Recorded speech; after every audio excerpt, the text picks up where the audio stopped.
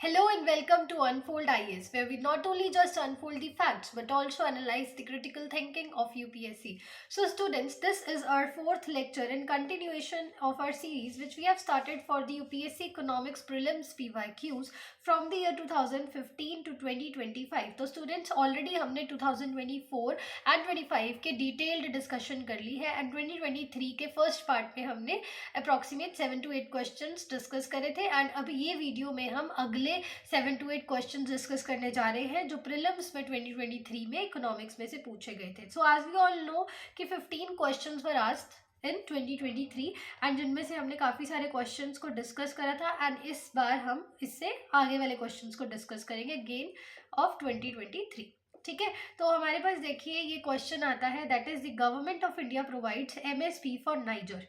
Niger is cultivated as kharif crop. Some tribal people in India use Niger seed oil for cooking. So pause कीजिए video को and answer दीजिए. So the correct answer is option number C. That is all three. So let's understand the statement in detail one by one. Okay. तो देखो as we all know कि MSP is a very hot topic for UPSC prelims as well as mains and हमें जो है वो सारे crops in detail याद होने चाहिए. एमएसपी को कवर करते हैं जो. ओके, सो यहाँ पर देखिए जो है फर्स्ट स्टेटमेंट बोलता है कि गवर्नमेंट ऑफ इंडिया प्रोवाइड करता है MSP for niger. So yes, this is correct. MSP niger के लिए प्रोवाइड होता है. Niger is one of the oil seeds जो आप फूड पर्पसेस के लिए भी यूज कर सकते हैं. Niger is cultivated as kharif crop, तो ये भी बिल्कुल सही है. खारिफ क्रॉप कौन से होते हैं? जो क्रॉप्स जून जुलाई वाले सीजन में बेसिकली सो करे जाते हैं एंड जो है हार्वेस्ट करे जाते हैं during the months of September October. Okay students, so ये खारिफ क्रॉप है, बिल्कुल सही statement. And some tribal people in India use niger seed oil for cooking, तो ये भी बिल्कुल सही है. देखिए सम लिखा हुआ है यानी कि कुछ पीपल, अगर एक दो पर्सन भी खाने के लिए ये यूज करते हैं कुकिंग ऑयल तो ये स्टेटमेंट फिर गलत हो जाएगी अगर हम इसको दूसरी तरह देखेंगे. ठीक है, तो इसलिए ये स्टेटमेंट हमारे पास सही है. ठीक है, तो this statement is also correct. So the correct answer is option number C, that is all three.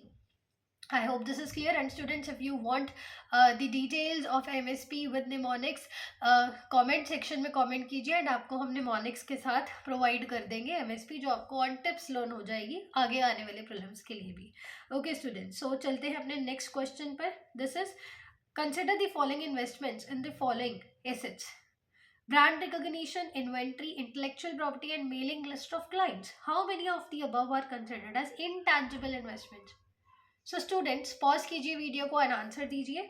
Okay, so the correct answer is C, that is only three of them are correct. So students हम अब इसको detail में देखिए discuss करते हैं. सबसे पहले तो देखिए which of the following are considered as intangible assets. Intangible basically हम उसे बोलते हैं जो चीज़ को आप देख नहीं सकते, जिस चीज़ को आप टच नहीं कर सकते, जो आप फिजिकल फॉर्म में नहीं देख सकते हो. ठीक है, तो उनको हम बोलते हैं इनटैंजिबल इन्वेस्टमेंट, जिनको ना तो आप देख सकते हो, ना टच कर सकते हो, ना फिजिकली आप उसको देख सक रहे हो. ओके, सो इसको हम बोलते हैं इनटैंजिबल. जैसे कि अगर मैंने बोला लैंड, तो आप लैंड को बिल्कुल देख सकते हो, तो ये तो एक टैंजिबल एसेट हुआ. लेकिन वहीं पर अगर मैं आपको जो है वो बोलूँ कि आपकी जो है वो ब्रांड रिकॉग्निशन है ना, आपका ब्रांड कितना अच्छा चल रहा है, तो वो इनटैंजिबल हुआ, वो टैंजिबल नहीं है, आप उसको देख नहीं सकते. राइट, सो इसी तरीके से बस आपको बताना है इनटैंजिबल और टैंजिबल इन्वेस्टमेंट में डिफरेंस. ओके, सो देखिए यहाँ पर आपसे पूछा गया है which of the following are intangible investments. Okay, so consider the following statements: brand recognition, inventory, intellectual property, mailing list of clients. So students, अब देखिए यहाँ पर जो brand recognition है, एक बारी ब्रांड ने रिकोगनाइज कर दिया, कोई सिंबल दे दिया, कोई लोगो दे दिया. ठीक है, अब उसको जो है वो टच नहीं कर सकते. राइट, कुछ उस वाले सिंबल को. तो अगेन ब्रांड रिकॉग्निशन किसी भी तरीके का यू कैन से टैंजिबल एसेट तो नहीं है, तो यस ये एक इनटैंजिबल इन्वेस्टमेंट है. ठीक है, इन्वेंट्री. अब देखो स्टूडेंट्स, इन्वेंट्री क्या होता है? इन्वेंट्री होता है कि कितना आपने स्टॉक अपने पास रखा हुआ है. तो स्टॉक आपने किसका रखा हुआ है? लेट्स से आपकी कोई कपड़े की दुकान है, क्लॉथ्स फैब्रिक की आपकी शॉप है एंड आपने ना यहाँ पर बहुत सारा फैब्रिक को स्टोर करके रखा हुआ है अपने वेयर हाउस में. ठीक है, या फिर आपने किसी और चीज़ को जो है वो स्टोर करके रखा हुआ है, यानी कि आपने बहुत ज़्यादा स्टॉक रखा हुआ है अपने स्टोर्स के अंदर. दैट मीन्स ये आपके पास आपके इन्वेंट्री है. ठीक है, it is your inventory. Again इसको आप देख सकते हो, ये फिजिकली आप इसको देख सकते हो, तो ये टैंजिबल इन्वेस्टमेंट है, ये इनटैंजिबल नहीं है. इंटेलेक्चुअल प्रॉपर्टी, आईपीआर राइट्स आपने ऑब्वियसली वजह सुने होंगे. ठीक है, तो येस ये इंटेंजिबल है. Mailing list of clients, again आप मेलिंग लिस्ट, आप ईमेल्स एंड ऑल पर आप देख रहे हो, डॉक्यूमेंटेशन की फॉर्म में देख रहे हो, फिजिकली तो उसको टच नहीं कर पा रहे है ना, ठीक है। तो यस, ये आपके पास क्या होगा, ये भी आपके पास इंटैंजिबल है। तो इन्वेंट्री को छोड़ के हमारे पास बाकी तीनों टैंजिबल एसेट्स है, सॉरी इंटैंजिबल एसेट्स है। So correct answer is option number C, only 3। I hope this is clear students. चलते हैं अपने नेक्स्ट क्वेश्चन पर। This is in context of finance, the term beta refers to. देखिए UPSC की ना ये आदत होती है, कुछ कुछ टर्म्स जो है यूपीएससी पूछ लिया करती है एवरी ईयर। एंड स्टूडेंट्स यहाँ पर ना हमें क्वेश्चन को छोड़ के नहीं आना, हमें लॉजिकली इसको सॉल्व करना है। ओके, सो क्वेश्चन पॉज कीजिए एंड आंसर देने की कोशिश कीजिए। So here the correct answer is option D. Okay, so let's understand. देखिए, अब जब भी ऐसे वाले क्वेश्चंस आ जाते हैं like in context to finance the term beta, आपसे टर्म्स पूछी गई तो हमें एक एक स्टेटमेंट को एनालाइज करना है। Simultaneous buying and selling of an asset from different platforms, an investment strategy of portfolio manager to balance risk versus award, की कौन सा रिस्क है कौन सा अवॉर्ड है, a systematic risk that arises where perfect hedging is not possible, a numeric value that measures the fluctuations of a stock to changes in the overall stock market. So students, अब यहाँ पर आप ये चीज़ देखिए कि आपको alpha beta gamma है ना, ऐसे वाले वर्ड से क्या चीज़ एक स्ट्राइक करती है माइंड में कि ये कोई वैल्यू है। Okay, it is a numeric value. So yes, ये एक करेक्ट स्टेटमेंट है, ऑप्शन नंबर डी, एक न्यूमेरिक वैल्यू ही है। ओके, ये आपको थोड़ा सा अलग सा स्टेटमेंट दिख रहा है, ठीक है। So it is the correct answer. तो ऐसे आप एलिमिनेशन कर सकते हो बाकी ऑप्शंस की। Next question is self help groups program was originally initiated by SBI by providing microcredit to the financially deprived sections. In an SHG, all the members of the group take the responsibility for the loan that an individual member takes. The regional rural banks and scheduled commercial banks support the SHGs. So students, देखिए कौन सा correct answer है, pause कीजिए। Okay, so the correct answer is option number B, only 2। देखते हैं कौन सा statement इसमें से हमारा इनकरेक्ट है। ओके स्टूडेंट्स, तो देखिए यहाँ पर सबसे पहली बात हमारे पास ये आती है। देखिए सेल्फ हेल्प ग्रुप का होता क्या है, सेल्फ हेल्प ग्रुप्स बेसिकली ना ओरिजिनली विलेजेस से इसकी कहानी शुरू होती है, जहाँ पर बेसिकली हम देखते हैं 1991-92 के अराउंड जो है ये स्टोरी इसकी शुरू होती है सेल्फ हेल्प ग्रुप्स की। देखिए होते क्या है, सपोज लेट्स से कि एक ग्रुप है विलेजर्स का, एंड यहाँ पर बहुत सारे मेंबर्स प्रेजेंट है, एंड ये मेंबर्स ना कहीं और जगह पर जाकर लोन अवेल नहीं करना चाहते due to many factors. Okay, limiting factors होते हैं बहुत सारे। तो ये क्या करते हैं, ये लोग ना आपस में अपना एक ग्रुप बना लेते हैं। Okay, self help groups, they join their hands together and ये सेल्फ हेल्प ग्रुप्स बनाते हैं एंड आपस में ये फंड्स एंड ऑल सब कुछ पूल करते हैं, इन्वेस्टमेंट्स अपनी पूल करते हैं। एंड यू कैन से कि जब भी किसी पर्सन को हेल्प की जरूरत होती है तो ये सारे एक साथ जाकर उस पर्सन की हेल्प करते हैं। ओके, ये होता है सेल्फ हेल्प ग्रुप का मतलब बेसिकली, ठीक है। तो सेल्फ हेल्प ग्रुप्स में देखिए हमारे पास फर्स्ट स्टेटमेंट कहता है कि self help groups was originally initiated by SBI. तो देखो स्टूडेंट्स, ये स्टेटमेंट बिल्कुल गलत है, ये एसबीआई ने लॉन्च नहीं करा था, सबसे पहले इसको नाबार्ड ने लॉन्च करा था। Okay, it was an initiative of NABARD, ठीक है। NABARD began promoting self help groups in 91-92, ठीक है, and it served as the major you can say banking की तरह भी इन्होंने सर्व करा। एंड 1993 में इनको जो है वो सेविंग अकाउंट खोलने की भी परमिशन जो है वो आरबीआई ने दे दी थी, ठीक है। तो नेक्स्ट स्टेटमेंट कहता है कि all members of a group take responsibility for a loan. Obviously हमने डिस्कस करा है कि सभी जो लोग होते हैं ना ये आपस में हैंड ज्वाइन करते हैं, अगर एक पे भी कोई दिक्कत आ जाती है तो बाकी सारे मेंबर्स उसकी हेल्प करते हैं, तो बिल्कुल ये सही है।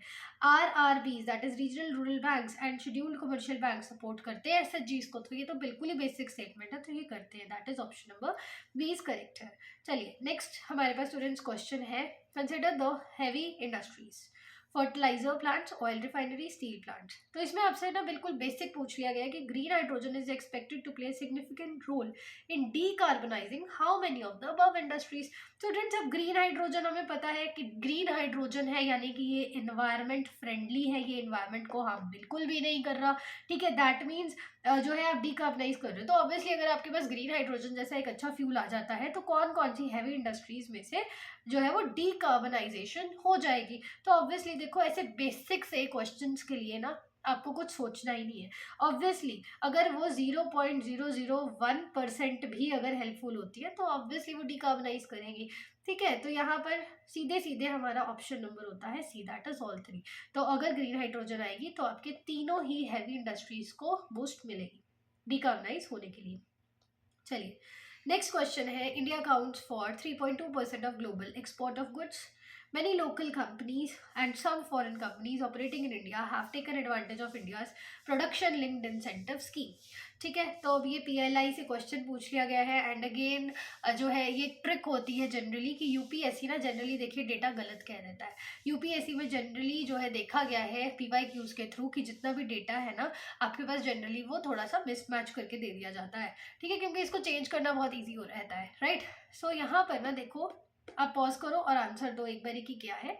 ठीक है, so correct answer is option number D. तो देखते हैं अब ये ऑप्शन नंबर डी हमारे पास कैसे सही है। सो फर्स्ट स्टेटमेंट है India accounts for 3.2% of the global exports. तो देखिए स्टूडेंट्स यहाँ पर ना आपके पास 3.2% ऑफ द ग्लोबल एक्सपोर्ट्स दे दिए गए हैं और डेटा यूजुअली जो है वो यूपीएससी गलत देता है, हमें पता है, बट यस हम इसका एक बारी डेटा भी देखते हैं। तो टोटल एक्सपोर्ट ऑफ गुड्स जो है हमारे पास कितना है, 1.8% है गुड्स का। ठीक है, एंड 4% हमारी सर्विसेज का है। तो ये 3.2% वाला जो है फिनोमिना वो गलत है। ठीक है, तो द स्टेटमेंट जैसे ही गलत होता है आप डी स्टेटमेंट में पहुंच जाते हैं, that is statement 1 incorrect, statement 2 is correct. But second वाला देखते हैं कि बहुत सारी लोकल कंपनीज और कुछ फॉरेन कंपनीज ऑपरेट करती है जो इंडिया में, उन्होंने एडवांटेज लिया कि आप प्रोडक्शन करो और आपको इंसेंटिव मिलेगा। तो ऑब्वियसली इतनी अच्छी स्कीम का तो लोगों ने फायदा उठाया ही होगा, तो ये स्टेटमेंट करेक्ट है। तो ऐसे ही आप एलिमिनेशन से ये क्वेश्चन को बहुत ही इजीली सॉल्व कर सकते थे अगर आपको जीरो नॉलेज थी इसके बारे में तो भी। ठीक है स्टूडेंट्स, तो चलिए नेक्स्ट क्वेश्चन पर चलते हैं। So this question is consider the following statements with reference to India according to the micro small and medium enterprises development act 2006। The medium enterprises are those with investments and plant machinery between 15 crore and 25 crore. Second statement, all banks loans to micro small and medium enterprises qualify under priority sector. ठीक है, priority sector lending जो है वो शुरू करी गई थी India में कि प्रायोरिटी बेस्ड जो है वो लेंडिंग करी जाए कुछ स्पेसिफिक सेक्टर्स में, जैसे कि एग्रीकल्चरल सेक्टर्स में है ना, जो है पुअर वर्कर्स है, मार्जिनल फार्मर्स है, उनके लिए। तो अब देखिए यहाँ पर ये जो एमएसएमई सेक्टर है ना, अगेन ये बहुत ज़्यादा हॉट टॉपिक है यूपीएससी के prelims as well as mains के लिए। तो आपको अच्छे से इसकी स्टडी करके जानी है कि कौन से वाले माइक्रो में आते हैं, मीडियम एंड स्मॉल में आते हैं। अगेन अगर आपको इसकी भी डिटेल वीडियो चाहिए एमएसएमई के बारे में तो कमेंट कर दीजिएगा, आपको डिटेल्ड वीडियो मिल जाएगी। ओके स्टूडेंट्स, तो देखिए ये बोलता है कि according to the MSME enterprises, medium enterprises वो है जिनकी मशीनरी 15 करोड़ और 25 करोड़ के बीच में है। तो देखिए ऐसा ये नहीं है। बेसिकली ऐसा क्यों नहीं है, क्योंकि यहाँ पर जो ये वाला एक्ट है हमारे पास क्या है कि आपने इन्वेस्टमेंट जो है 50 करोड़ से ऊपर आपकी इन्वेस्टमेंट नहीं है, आपने सामान इतना नहीं लगाया कि वो 50 करोड़ से ऊपर है, एंड आपकी जो टर्नओवर है, आपके जो एनुअल प्रॉफिट आ रहे हैं वो 250 करोड़ से ऊपर नहीं है। तो 50 करोड़ इन्वेस्टमेंट, 250 करोड़ जो है आपके पास टर्नओवर का क्राइटेरिया है, तो फर्स्ट स्टेटमेंट आपकी गलत हो जाएगी। एंड सेकंड, तो देखिए आपसे बिल्कुल इजी ही पूछी गई है कि सारे बैंक्स लोन देते हैं एमएसएमई को जो है वो पीएसएल वाले क्राइटेरिया को क्वालिफाई करते, तो बिल्कुल सिंपल स्टेटमेंट है, तो आंसर इज बी। ठीक है, next question, with reference to the CBDC consider the following statement. तो स्टूडेंट्स आपने देखा होगा कि ये सीबीडीसी जो है वो पहले भी हमारे पास पूछी गई थी, ठीक है, एंड दोबारा से भी यहाँ पे पूछी गई है। तो again this is a hot topic, ये आपको अच्छे से करके जाना है। ठीक है स्टूडेंट्स, तो देखिए it is possible to make payments in digital currency without using US dollar और SWIFT system. Digital currency can be distributed with condition programmed into it, such as time frame for spending it. तो students देखिए, अगर आपको मान लीजिए बिल्कुल भी CBDC के बारे में उस टाइम पर अंदाज़ा नहीं भी था तो भी आप इसको कैसे कर सकते थे, इट इज़ पॉसिबल लिखा गया है, यानी कि अगर 0.001% भी चांस होगा तो भी पॉसिबल है कि आप कर सकते हो। तो यस, एनीथिंग इज़ पॉसिबल, है ना। तो ये स्टेटमेंट तो आपका डेफिनेटली इस चीज़ से सही हो जाएगा। ठीक है, and then second is a digital currency can be distributed with condition program. Obviously digital currency है जो आपके डिजिटल फॉर्मेट में, आपको फिजिकली वो नहीं मिल रही देखने को। ठीक है, तो ऑब्वियसली वो कोई कंडीशन प्रोग्राम होते हैं ना, कंप्यूटर में आप कंडीशंस प्रोग्राम कर देते हो कि डिजिटल करेंसी साथ लिंक करके। तो ये स्टेटमेंट सही है। तो आपका आंसर होगा option number C, that is both 1 and 2। वैसे हम एक बार देख लेते हैं। देखो यूएस डॉलर और स्विफ्ट सिस्टम है क्या। देखो जो यूएस डॉलर है ये तो हमें पता है कि भैया ये करेंसी होती है, राइट। एंड स्विफ्ट सिस्टम क्या है, स्विफ्ट सिस्टम सिर्फ एक इंटर बैंक मैसेजेस के लिए यूज़ होता है, right. It is use for जो इंटर बैंक मैसेजिंग। अगर आपको बैंक से ट्रांजेक्शन्स के जैसे मैसेजेस आते हैं, बस वैसे ही इंटर बैंक ट्रांजेक्शन्स को हम स्विफ्ट सिस्टम बोलते हैं। सो ऑप्शन सी है is correct. So students, that's all about 2023 UPSC economics prelims PYQs. Next video में हम अगेन 2022 के PYQs को दो पार्ट्स में कवर करेंगे. फर्स्ट पार्ट में हम अगेन 7 to 8 क्वेश्चन लेंगे एंड सेकेंड पार्ट में भी we will take and cover up 7 to 8 question. So students comment section में बताइए कि आपके इन क्वेश्चंस में से कितने क्वेश्चंस सही हुए हैं. Okay, so stay connected to Unfold UPSC. Thank you.